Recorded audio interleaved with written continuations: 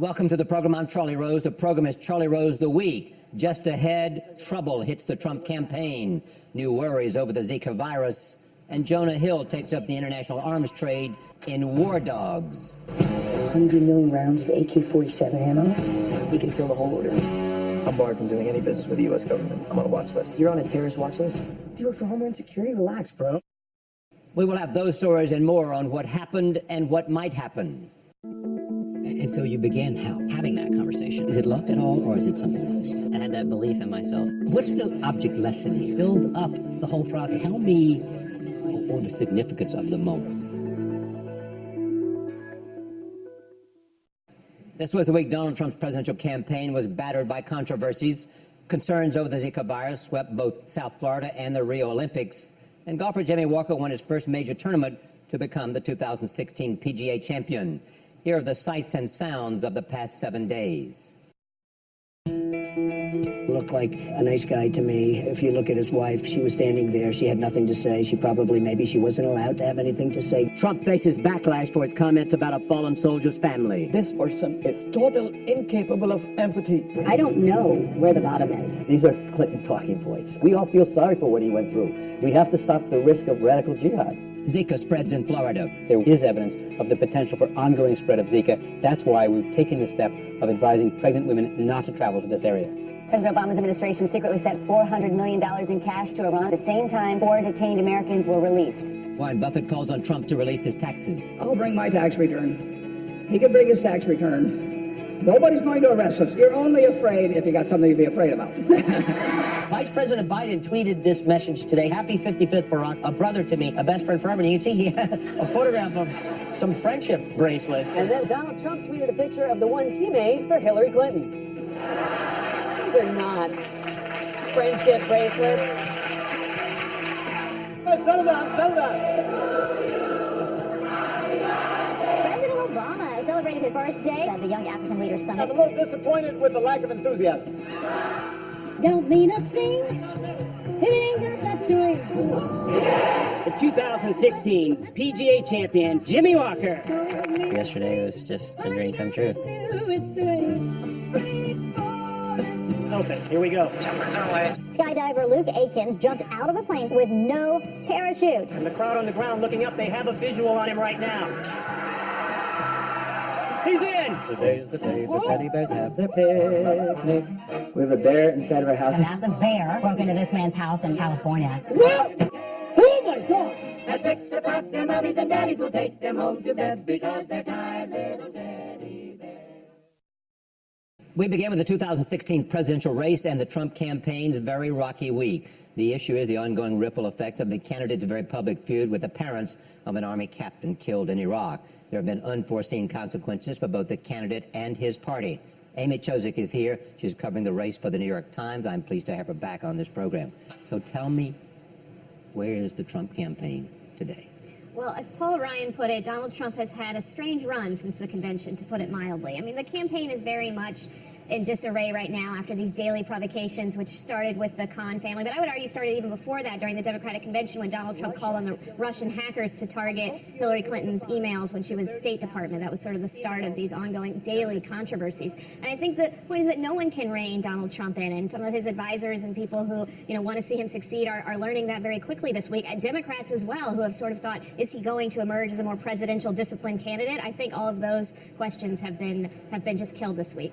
And is this, though, different than when we all looked at what he said about John McCain, and we looked at the Muslim ban, and we looked at so many things that have happened during his campaign and said, this is the one that will derail this candidacy, because it was unlike anything any other candidate for the presidency had said. And yet he said it, and it did not derail the candidacy. Of course, but that was a Republican primary. He is still popular among those Republican primary voters, and that's part of the open warfare within his party, is because Donald Trump is still popular among his base, which down-ballot Republicans are going to rely on in their election campaigns. I think this felt like more of a turning point because the conventions are when a candidate is supposed to go out on a high, and you see this filtering into his poll numbers. Hillary Clinton is suddenly ahead by double digits in Pennsylvania, in New Hampshire, in places where Donald Trump is depending on winning.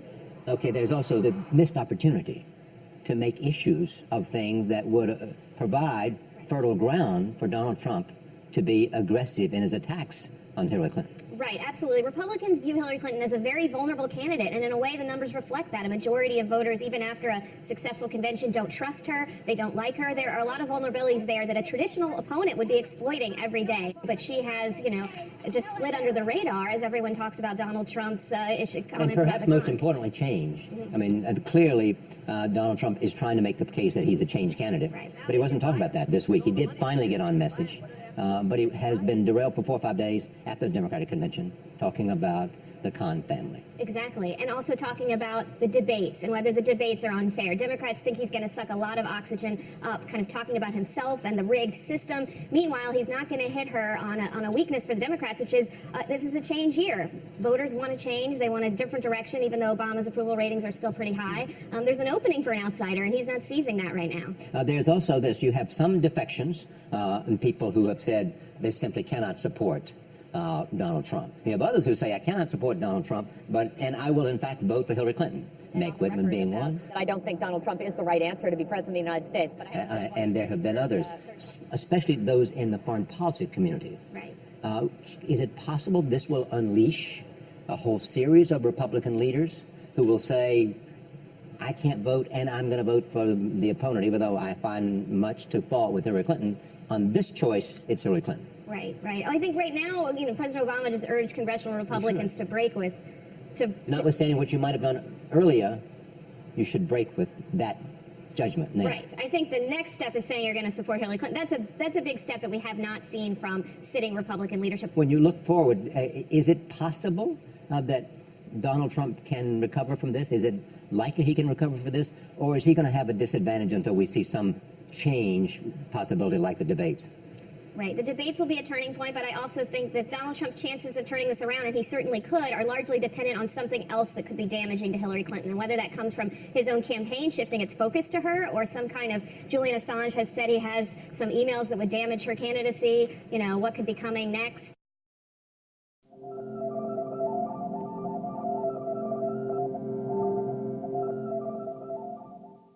This week, the government issued an unprecedented warning for pregnant women to steer clear of a Miami, Florida neighborhood.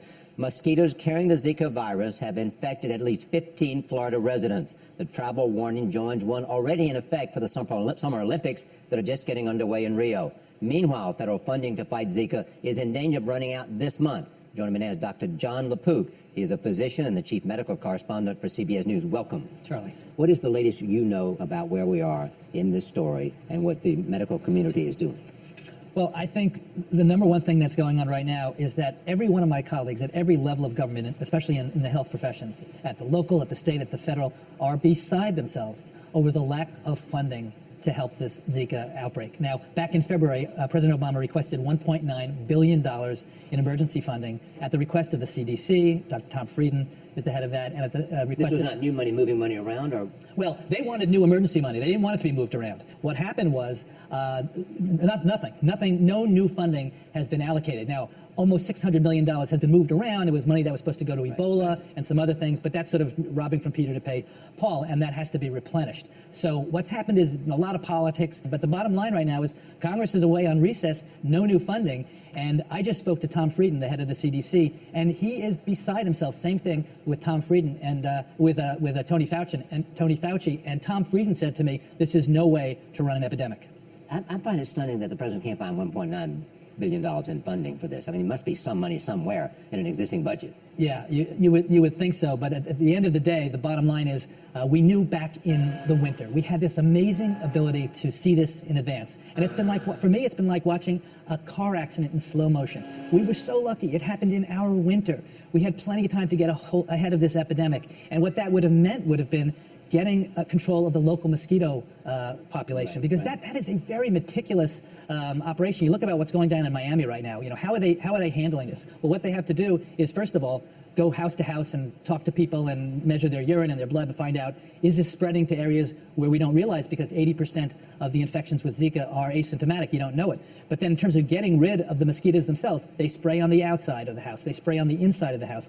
They get rid of freestanding water because the mosquitoes can multiply in just a little bottle cap. And then they also have to put down larvicide. And the reason is that these mosquitoes, they lay down the larvae. You can kill them all, and then a couple of days later, the larvae hatch. Let me go back to the money for a second. If they run out of money, if they do not get the money somewhere, what are the ramifications on the ground?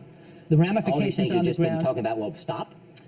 Right now, if you look at a place like Miami, they're actually relatively well funded, and they just got $26 million in emergency funding from Governor Rick Scott. A place like Houston, relatively well funded. But what about small areas around the Gulf Coast? Places that don't have the kind of backup, they don't have the experience, they don't have the resources. Number one, they're going to have a tough time even knowing whether people are infected because they're not able to test them. They don't have the resources. Then, let's say they know they don't show the symptoms. They don't show the symptoms. So let's say they're lucky enough and they find out that there is somebody infected and there's a local outbreak. Then they've got to get rid of the mosquitoes. That is very meticulous, and it's not something that you can just say, okay, here's some money, but do it tomorrow. You have to build up the whole process. And then one of the biggest things is you talk about this vaccine, all right? This week, for the very first time, the NIH started vaccinated the first of 80 volunteers. They're going to be male and female, 18 to 35 years old, not pregnant, but that's an age where they could be thinking about getting pregnant. Well, there's enough money for phase 1. That's a safety trial, Charlie. That's just to see, is it safe, and what dose do we give, and by the way, does it elicit an immune response, meaning does it help you boost the way your body's ability to fight Zika? Well, what's going to happen now is they think phase 2 should start in January. Well, Tony Fauci, who's helping to run the study, said they have to start gearing up for that phase now, and they're running out of the money. How does this compare to other circumstances like this? In terms of an outbreak, an epidemic, right. Well, the only thing I can think about in terms of not getting the response from Congress for funding was at the beginning of the AIDS epidemic. I mean, listen to me. You know, I like to sort of be the reporter who's dispassionate, who's reporting on this, and I've tried to do that. But it's sort of gotten to the point, Charlie, where, you know, the world is round. You could say, well, there are some people who think the world is round and some people think the world is flat. The world is round. And the fact here that I think I'm just reporting, but with some emotion, is Congress can't get it together for whatever reason, whosever fault it is, to get this emergency funding. Everybody says that it's needed. I spoke to Umair Shah, who's the head of public health down at Harris County, where Houston is, and he's beside himself. You look at every level of government, people can't understand why they can't get it together.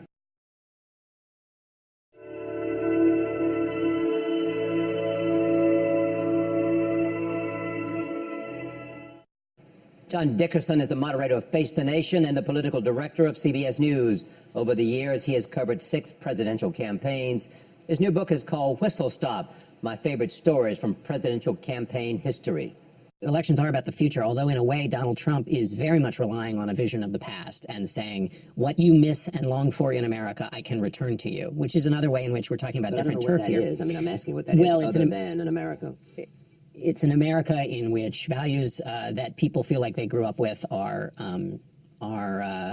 still a part of the common conversation. People are, you know, I mean, depending on, it has to do with an economy that works and people feeling like that they can leave their children in an economy and in a country where they will have a better life tomorrow. They feel all of that is threatened, and they feel like if they went back, if you got rid of the policies of the liberal Obama, that America would settle down into its natural state. That's why he always says, make it great again. You know, So it's in other looking words, back. everything was fine before Obama. Right. I mean, that's part of it. And then the interesting question is when you asked about it, well, when was it fine? What period are you going back to? And that's often a difficult answer to get people to give you. But to your question about where we are now and Hillary Clinton, you're quite right. This trust question, just as Donald Trump has had some stumbles on the question of temperament, Hillary Clinton has reanimated questions on her honesty by giving an answer to Chris Wallace about her truthfulness in talking about her emails. She got 4 Pinocchios from the Washington Post. So what is it about her that she commits that mistake, knowing as intelligent as she is? Is it she would not recognize it as, I mean, she defended the fact that it was not a lie. Yeah. I mean, so on the one hand, you can recognize it as not a lie. On the other hand, you can have a set of experiences and a set of self-protection that forbids you to acknowledge something. Right. Well, that's the characterological flaw that people are most worried about, is that there is a permanent blindness that causes that situation, and that would be detrimental in a president, to have somebody who that their default position is to always move where the answer is not the forthright one. Is there conventional wisdom among people who cover politics every day with the skill that you do, that in fact she did this knowing it was wrong, knowing it was against the law, and knowing she said it was a mistake because of the aftermath? That's right, and that's what irks people about her. And the choice people are going to have to make is it the trustworthiness people feel about Hillary Clinton based on the things she did in office, or the trustworthiness they feel about Donald Trump. These are voters who are voting on trust, and that's a real open question. How many people for them is trust the key question? But for Donald Trump, the question is: this is somebody who has changed his positions and his views on multiple things, including some of his signature policies. He's moving around a lot on this question of Muslim immigration, the temporary ban, and so do you find that kind of change in position worse than hers? What's the joy of this for you?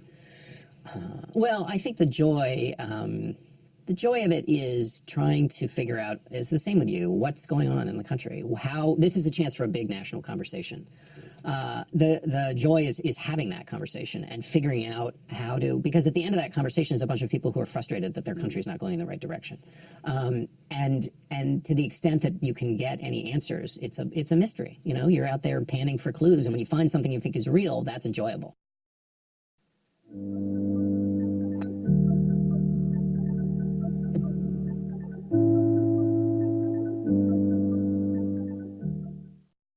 Jimmy Walker's golf's newest PGA champion. He led the 4-day tournament from start to finish, overcoming a late charge Sunday by the world's top-ranked player, Jason Day. The victory was Walker's first major title on tour. I had that belief in myself and my abilities that this was possible one day, and it was just a dream come true. And do you think once you get a major, you know, it'll unleash something so that the likelihood of winning more is more likely? I would think so. I think once you know you can do something, then I think the gates can't open. It's the same thing that happens at a golf tournament. When somebody thinks the golf course is tough, somebody puts a good number out there, yeah, then somebody's like, oh, you can do that. And then you start to see more scores happen like that. And I think that's the same way. I know when I won my first event, more came very quickly right after that. It's like once you know you can do something, then you know you can do it. Has your game changed between this and when you won your first tournament? I think it's about the same. I feel like this year was just, I haven't played quite as well as I would have liked to have, especially compared to the last 3-4 years. But I knew it was right there. I felt like I had kind of a breakthrough a week ago in Canada. Felt like some stuff was really starting to materialize. Is that from practice or it just sort of happens? It's from practice, and it's from practicing better thinking and staying in a positive frame of mind, not getting so down, just keeping upbeat, knowing you're right there. So it's been a little bit of both. They used to say about Tiger, at his best, that he had a mental edge, that his father had drilled that into him. True? I think so. If you stand out on the range and watch all of us hit golf balls, everybody can do it. Everybody can stand out there and hit the golf ball. And I think what separates the great players is that ability to mentally just dominate the field, honestly. Talk about strategy in terms of, how you approach it. When you approach the first tee on the final day, you played it 3 times, you practiced the course. One of the great famous cup courses in America. What are you thinking? I would be thinking, I hope I get this ball off the tee. Mine was, I'm going to put this right in the middle of the fairway. Is that right? It was. It really was. I'm not going to make it up. And I did, and hit a great 6-iron right in the middle of the green where I was supposed to, and just continued that the rest of the day, keeping the ball right in the fairway, keeping it in front of me, and just didn't want to make any mistakes. Did you make any mistakes? Technically, no. Yeah. No bogeys. Yeah. But there were some shots I would like to take back, for sure. Listen to this, though. You led all there, 65, 66, 68, 67.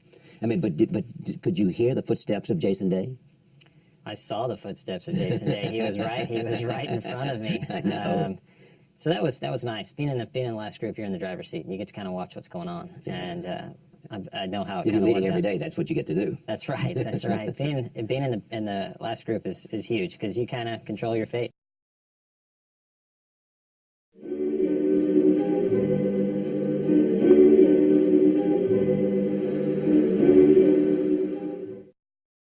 War Dogs is a new film from writer-director Todd Phillips. Jonah Hill stars as one of 2 young men who entered the world of international arms trading during the wars in Iraq and Afghanistan.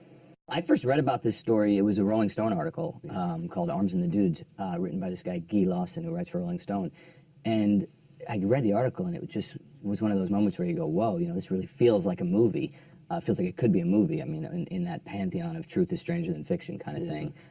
Oftentimes, though, you'll read an article and you'll start to do a little investigation and kind of unpack it, and you go, you know what, this is better off as an article. This is not necessarily a movie, but this thing just kept getting weirder and more involved and bigger, and it just felt like, yeah, we can. So really... the more you learn, the more you wanted to do it. Yeah, basically. As we were writing and just sort of doing our own research on it, it just became even a bigger story. And who is Ephraim?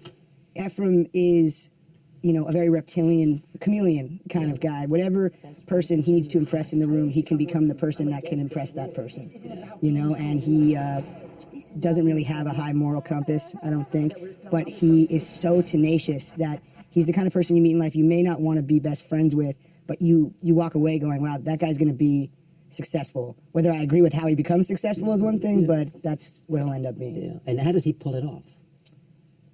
Manipulation, intelligence. The ability to persuade? Yeah. To appear what he is not? The meeting of manipulation and fierce intelligence can be very dangerous, I think. And confidence, you know, he has this sort of ultimate confidence that I think, you know, Jonah really portrayed really well in this film. You got to have confidence to do that. You got to have confidence, and you got to have swagger, I think. And confidence, swagger, and a little bit of insanity. Yes, probably true. You know, the real Ephraim did not want to meet with you, or did not meet with you? No. Oh, you never asked to meet with him? I played a handful of real people now at this point. And whenever the person doesn't want me to play them and wants no involvement in the film, it turns out good. Oh, and if they want me to play them, then it turns out not very good. Yeah. So I took it as a good sign. Both Moneyball and Wolf of Wall Street were examples where... the character you were playing or the character that was based on their lives in part.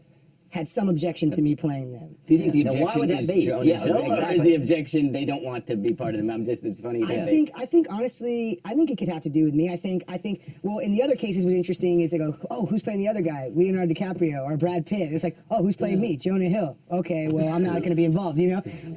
But I think in this case specifically, he probably wanted to make, I feel like he wanted to make his own version of the film of his life, portraying him as sort of like Scarface or The Godfather. Here's a look at the week ahead. Sunday's the day the Indianapolis Colts meet the Green Bay Packers in the annual Hall of Fame game. Monday's the start of Elvis Week in Memphis, Tennessee. Tuesday's the day the American women's soccer team plays Colombia at the Rio Olympics. Wednesday's the start of the 400th annual Puck Fair in Ireland. Thursday's the opening day of the Iowa State Fair in Des Moines, Iowa. Friday's the first day of the New York Fringe Festival. Saturday is a private memorial service for Prince in Minneapolis. And here's what's new for your weekend.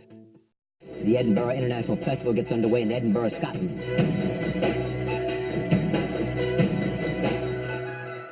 Will Smith, Jared Leto, Viola Davis, and Margot Robbie are in theaters with Suicide Squad. Seriously, what the hell's wrong with you people? We're bad guys. It's what we do. And Kermit Ruffin, John Schofield, and the Rebirth Brass Band are all playing the Telluride Jazz Festival in Telluride, Colorado.